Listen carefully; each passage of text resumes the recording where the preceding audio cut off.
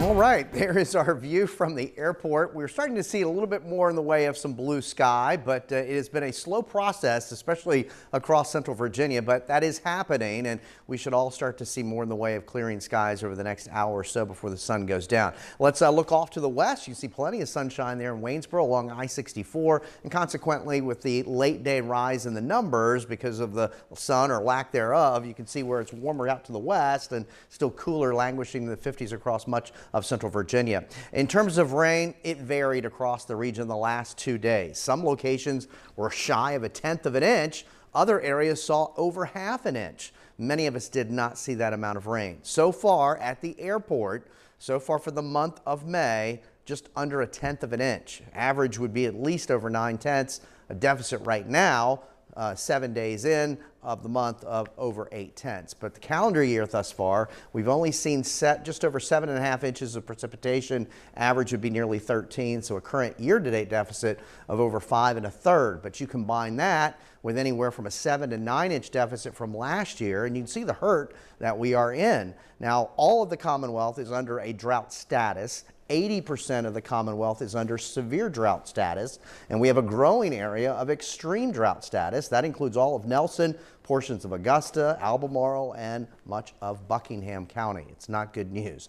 Here we go with Doppler radar. Most of the lingering showers that were with us throughout the course of the late morning, afternoon are beginning to push farther south and east. The front came through early this morning. That is well off to our south and east. The clouds and some precipitation behind it lingered. But we will clear out tonight. It'll be a chilly overnight. Most of us will be in the low 40s across central Virginia with some upper 30s across the Shenandoah Valley. And there could be a little bit of patchy fog as we head into the early morning hours if we don't have enough wind stirring.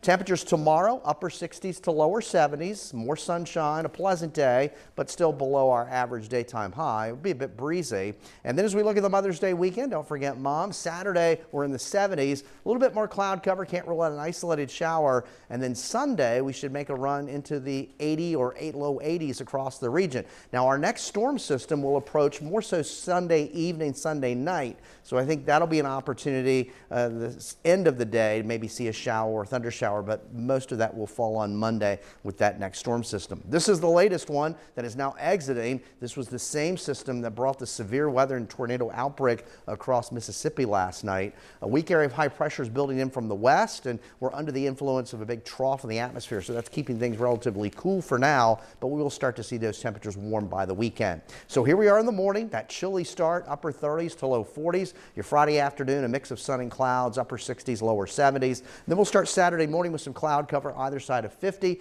Can't rule out a passing shower, but most of it's dry with temperatures there in the 70s. Tonight, mostly clear. It's chilly, upper 30s, low 40s. A look at the Michael and Son 7-day forecast. Temperatures will continue to warm as we head into the Mother's Day weekend. Then the next front Sunday night and into Monday will knock the temperatures down to start next week, and we can only hope for some more rain. Yes, because we still need it.